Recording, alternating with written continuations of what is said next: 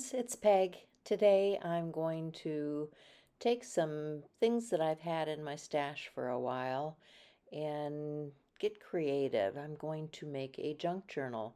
I have some books and some papers and things that I'm going to drag out. This is just a bunch of things that I compiled a while back that I thought might go together. This little book of butterflies was my mother's.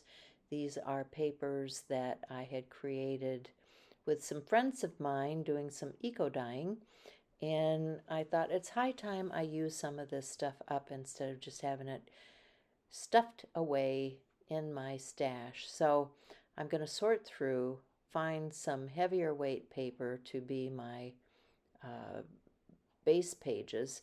This paper I hadn't even opened up yet. It's a Christmas one. I think I'll be making some Christmas cards or tags or something out of it. But yeah, it was just shoved in this container. And as I go through things, I find stuff that needs to be used up. So let's get busy. So these were file folders that when I visited my friend in St. Louis, a bunch of us had gotten together, a bunch of artists had gotten together, and we were learning about eco dyeing. My friend Jeannie had come down to teach all of us about eco dyeing, and it was a very informative weekend. We spent the whole weekend with all kinds of papers and dyes and vats, and cooking our papers, and made a bunch of really cool stuff. But I ended up with a lot of things that I need to use because they're really beautiful papers and should be turned into something more creative than just in a box. So you can see the leaves and things that we used in our dyeing. We used a number of different things, the rust and the iron and all kinds of different things to stain the paper with. Different tissue papers, lots of stuff. But I am going to just pull out some. I don't even care what the edge of this is like. I'm not going to even anything up, and they're not going to be the same size. It's going to be the way a junk journal is, where you're just putting odd ball pieces of paper together. Here I created a little pocket, and I'll put some of those tags in because we dyed some tags too. And why not? Let's make pockets and things in our journal. And you can see that's all I'm doing is folding stuff in half, making a signature. I'm going to pile them up together, and then I'm going to go find some waxed linen cording to stitch these papers together. I have a box, plastic box that's full of stuff like that I use for bookbinding. And I'm not going to do any fancy bookbinding. I'm just going to use the wax linen and, tie these pages in together. And as I'm looking for things, I ended up finding a piece of leather to go on the outside. So the leather is just a scrap that I had lying around. You can see my box of tools and supplies, and I'm going to wrap it around. It's not even going to cover the whole front, but I like all the irregular shapes and sizes. It looks like something very worn and torn. And, if you want to get better imagery, or, you want to see this a little bit better, you can go into the controls below the video and slow things down. I'm just marking where I want to put some holes in. I've got a Japanese screw punch, and I'm going to punch some holes and punch through to the leather backing. I also have this leather punch. I'm looking for what do they call that? A cutting board, something that I can work on that is not going to damage the surface of my desktop. So I've got this piece that I'm putting underneath and using my Japanese hole punch, and then I'm going to take a hammer and my other punch, my leather punch, and punch a hole through so that I can get a needle through. and put my wax linen thread through and tie things off. Now, I'm going to tie this together very well because these papers have been, when you eco dye, the papers have been pretty abused. They've gone through a lot of more processing than just making the paper. Um, they've been soaked and rinsed, and all kinds of things have happened to them since the creation. So you can see I'm just knocking a hole right through the whole pile and gonna use my big fat needle to get through all of that, and I'll end up tying it off in several different places to make sure everything is good and secure. I've used clips. These are just binder clips from the dollar store to hold everything together while I sew. Keeps things from moving around.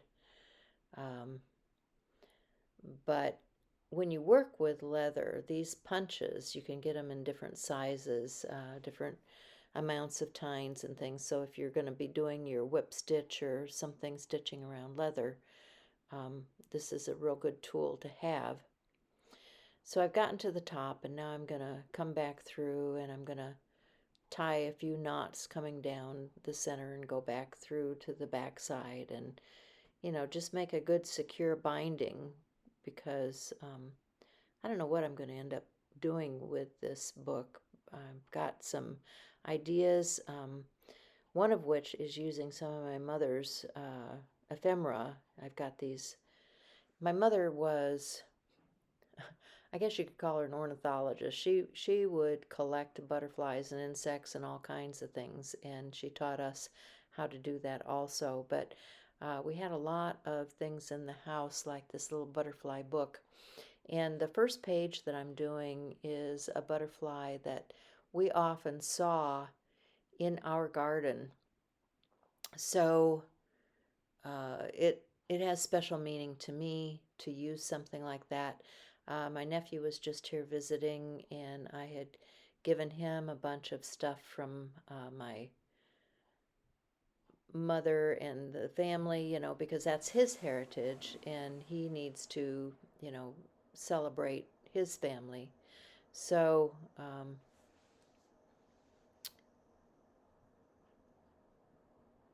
going to make some more things like that. It's funny how you can have all kinds of stuff just accumulating in your household, and from friends and family and loved ones. And I've seen junk journals made out of all kinds of things, Christmas cards and um, wedding things, and you can use just about anything you want. Fabrics, if you have a special collection of, say, tea towels or something from your family that you wanted to turn into something as a remembrance, this is a great way to use those things and remember those people and the times that you had together. And I talk about my mother being an entomologist. Well, she used to take us out in the field with our butterfly nets, and we'd go catch bugs and talk about them, and, mount them on the wall. But, um, as families, you can do lots of things together to share and to educate and grow in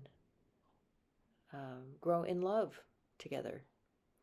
So I'm just going to put a closure on this piece. I put a button and a die cut piece of leather on there, and I'm going to get a piece of some kind of yarn or fabric or something. I'll just look in my stash and find some ribbon and use that as a closure that I can wrap around my book to hold those pages together. And I'll glue some things down on the beginning pages of the book.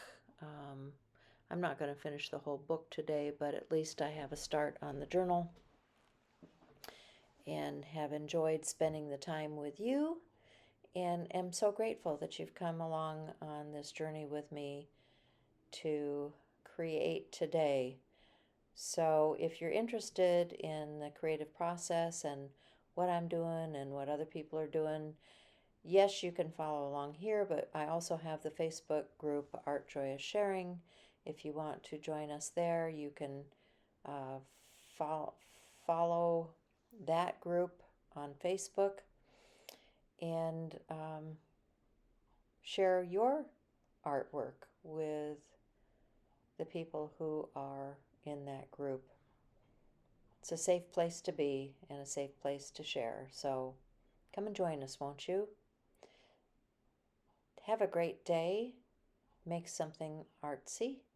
And I will see you guys again soon. Bye for now.